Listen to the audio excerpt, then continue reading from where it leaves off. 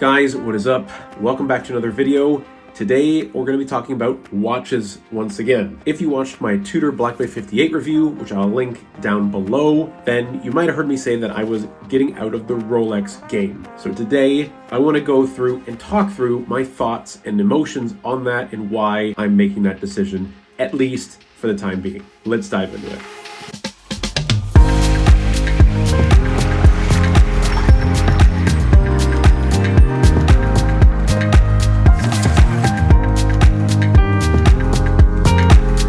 Quickly, before we jump into the good stuff, today's video is sponsored by Essentials. I'm wearing here their oversized long sleeve tee in the wash blue color, which I love. It's a beautiful color. It's super warm, it is super comfortable, and it's really freaking cold in Canada right now. Winter sucks. So if you're looking for a long sleeve tee to keep you warm, you're looking for some new digs, Essentials is based in the US and they've got basics for men and women, tops, tees, pants, joggers, you name it, they've got it. Tons of different designs and color options. There is something for everyone. Definitely go and check them out and use my code DESIGNER10 for 10% off your first order with them. Head over to essentials.co. You will not be disappointed. Their prices are amazing and so is their quality. Thank you to the guys over at Essentials for hooking us up here on the channel and sponsoring this video. Okay, that's out of the way. Let's circle back and talk about watches. In front of me here, I have two beautiful, incredible watches. I have, of course, my Tudor Black Bay 58. This is the one I reviewed very recently here on the channel. The other one I have is my last baby. This is the newest, the 41mm Rolex Submariner with date. Both these watches are excellent for different reasons. The Black Bay 58, as I reviewed, is pretty much like the perfect everyday watch.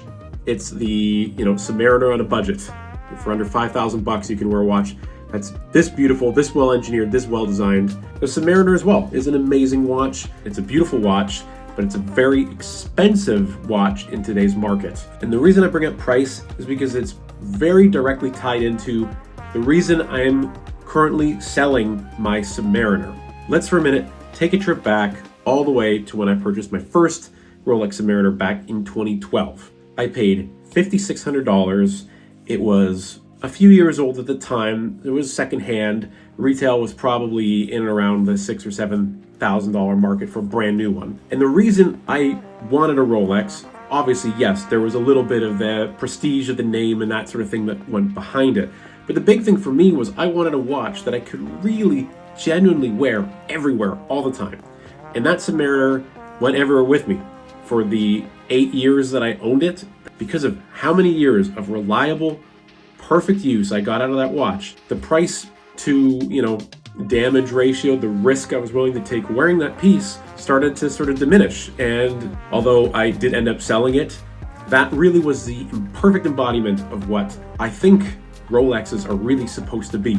A lot of their sports models, that is how they're meant to be worn, treated. They are meant to take a little bit of a beating and some abuse and get used, right? And really, if you're spending good money on a watch, you should be doing that. That is where I'm at now with the Black Bay 58. I'm wearing it everywhere. I do already have a slight scuff on the bezel, but I'm not heartbroken about it. Again, because I'm invested for the long term. The price point was amazing. I bought it with the intention of wearing it, using it, seeing it get beat up a little bit, scuffed, worn in, and I like that. I like that I feel comfortable wearing that watch and I can do that. So now let's circle back to Rolex. Obviously, over the last couple of years, things in the Rolex world have gone, no word of a lie, very bananas. They're out of control. What used to be a $6,000, $7,000 watch has evolved into this latest Submariner iteration, which is retailing in and around $14,000, $16,000, $17,000 if you can even get one. That's gray market price. Retail's not really the problem here. It's what you pay for it. This watch I did scoop, and I won't lie, in and around 14.5 grand Canadian last summer, which is a lot for this piece. So as much as I love this Submariner, as much as I loved my old Submariner, it is very hard for me to quantify in my head the same acceptance of wearing it and beating it up and scuffing it, because the Rolex mantra right now is sort of like they are investments. In a lot of ways, it's a risk to chip or scratch an investment piece. And this isn't just isolated to the Submariner. all of the watch models are the exact same now. I've owned the Submariner, I've owned the Datejust, I've owned two GMT Master 2s, I've owned a Daytona. The Daytona rarely got worn. The truth in the back of my head, the fact was that I had paid a lot of money for that watch. If I had known going into the deal that I was going to not really wear it because I'd be nervous about damaging such a valuable, expensive watch, I don't know if I honestly would have even gone through with that deal and bought that watch. It's kind of a questionable one. When I picked up my Datejust, I paid around $9,500 for that in 2019. Yeah, it was more expensive, but again, I didn't feel super worried about scuffing it or scratching it. I wore that quite a lot, and I loved that piece. I'm not saying that the Rolex bubble has not benefited me in the past, but my big issue now is I love the Rolex name. The watches have always been so good to me, but now my fear is, do I want to keep buying them when the prices are so high and just seem to be going up and up and up and up? Every day that I wear the Submariner, every day I did wear the Submariner, I haven't worn it now since I got my Black Bay, so it's been a little while. Every day I would wear it, I would really be kind of paranoid, like, oh, I can't bump anything, I've got to make sure I take it off when I'm typing, I don't want to scratch it on the keyboard or on my desk. And I didn't have that sort of fear when I used to wear my old sub. I didn't have that when I wore my Datejust, but it was the same sort of fear wearing this sub that I had when I was wearing the Daytona. But now, with the prices so high and the scarcity so high, so high, it's so hard to get these pieces, and with that being the case, I can't help but feel like the watches on my wrist are investments now. They're part of my asset book.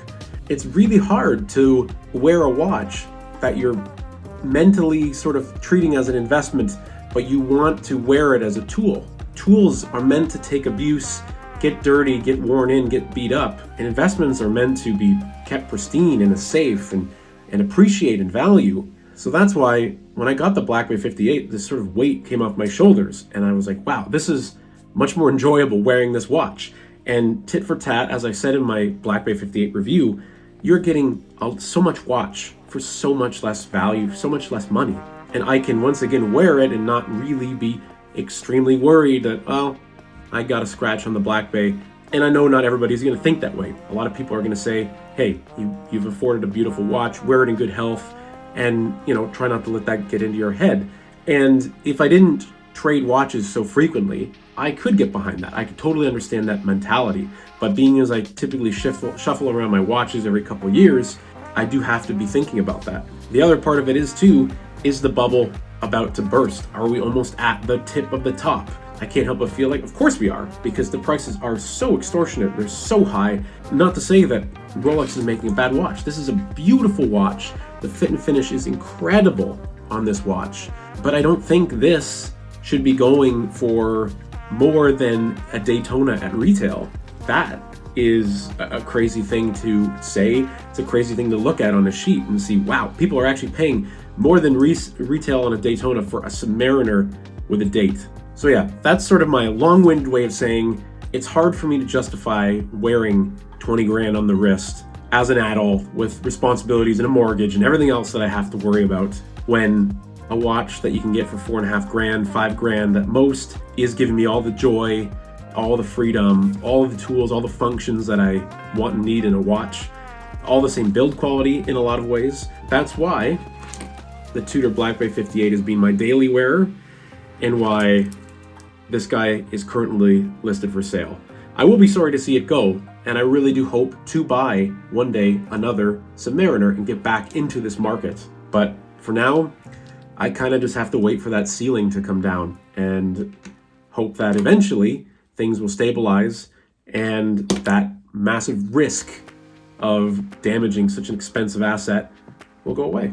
What do you guys think? Are you kind of in the same mindset as me? Are you worried about the bubble crashing? Do you think you're going to get upside down on some of these pieces? Thank you guys for watching the video, and thank you again to Essentials for sponsoring the video. Again, essentials.co, use my code designer10. Check them out, give them some love. We'll see you again soon in another one.